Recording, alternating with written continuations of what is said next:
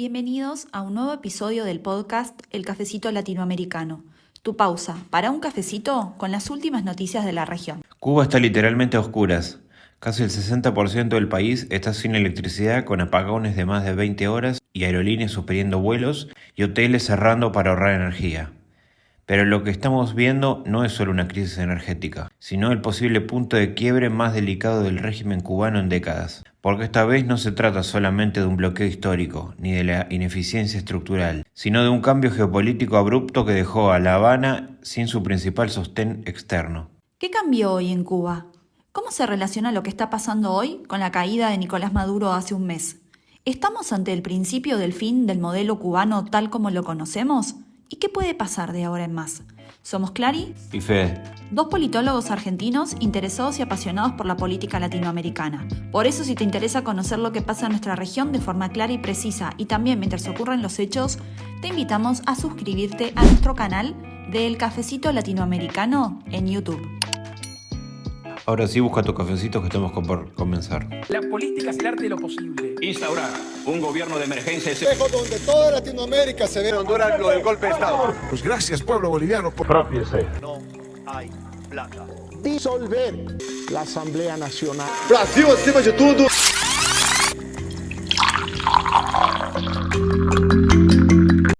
Fede, para comenzar este episodio, ¿cómo podemos explicar lo que está pasando en Cuba en estas últimas semanas con respecto a la crisis energética? Hoy Cuba vive lo que el gobierno ha llamado la opción cero, que es básicamente una parálisis total del país.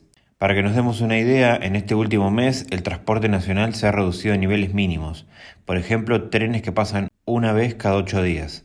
Se cerraron temporalmente unos 30 hoteles en zonas turísticas de Varadero y La Habana para ahorrar energía, y muchas personas directamente no están yendo a trabajar para no consumir luz en las oficinas. El país está intentando sobrevivir con el 40% de la electricidad que necesita, lo que se traduce en apagones de más de 20 horas. El Aeropuerto Internacional José Martí de La Habana se ha declarado en emergencia para funcionar porque ya no puede garantizar el suministro de combustible en los aviones. Esto provocó que varias aerolíneas cancelen sus operaciones de forma indefinida.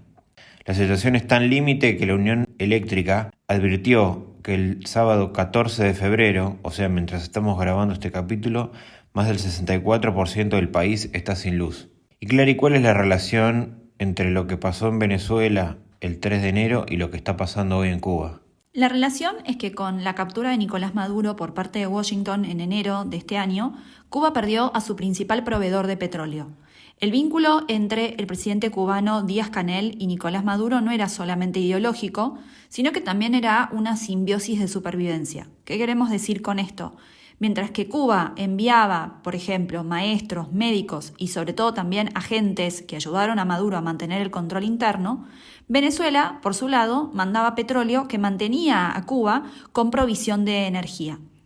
Para que nos demos una idea, en los mejores momentos, Venezuela llegó a enviar 100.000 barriles diarios a precios subsidiados y también con financiamiento a largo plazo. Incluso Cuba consumía una parte de ese petróleo venezolano y revendía el excedente en el mercado internacional para obtener divisas frescas. Con la salida de Maduro del poder en enero de este año, el nuevo escenario en Caracas detuvo los envíos de petróleo. En los últimos años, Cuba ya recibía unos 27.000 barriles diarios, que era poco, pero ahora directamente recibe cero.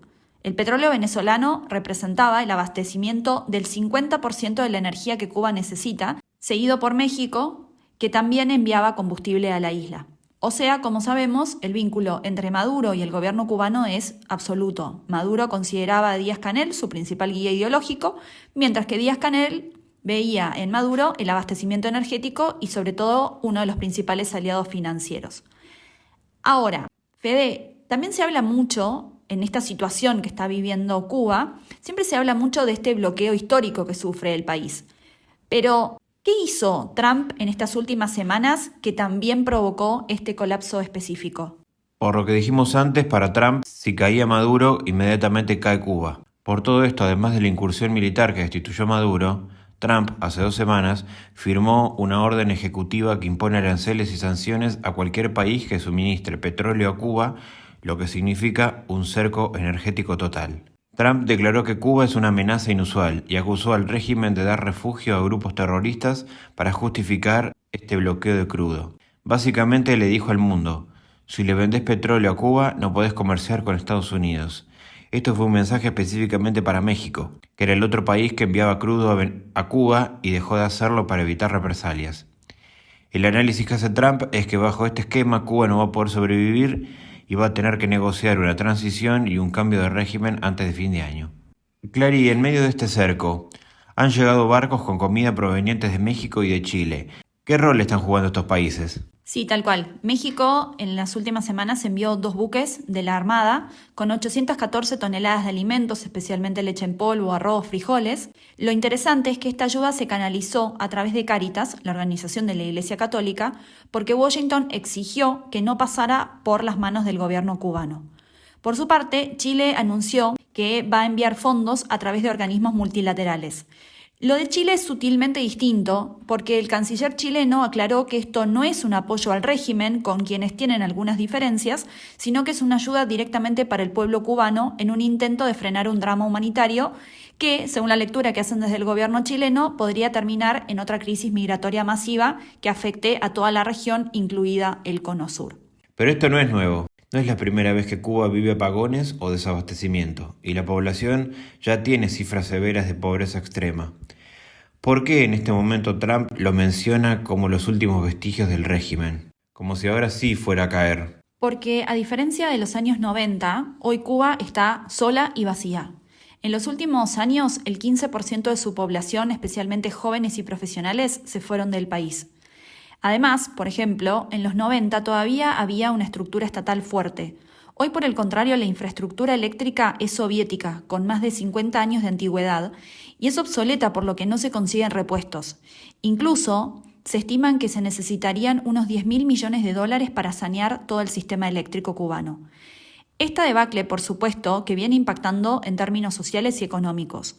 Para finales del 2025, informes de organismos de derechos humanos indicaban que casi el 89% de las familias cubanas vivían en la pobreza extrema y la inflación supera el 500% en el mercado informal. Por todo esto, a principios del 2024, el gobierno de Díaz-Canel aplicó un ajuste severo que aumentó el precio de la nafta un 500% y subió las tarifas de electricidad y de agua. Esto, lejos de arreglar las cuentas, terminó por asfixiar al sector privado incipiente, especialmente las MIPYMES, y generó un malestar social que ya era una olla a presión antes de enero del 2026. Por eso, a diferencia de otras crisis, en esta no es solamente falta de dinero, sino también lo que vemos es una pérdida de capacidad estatal básica.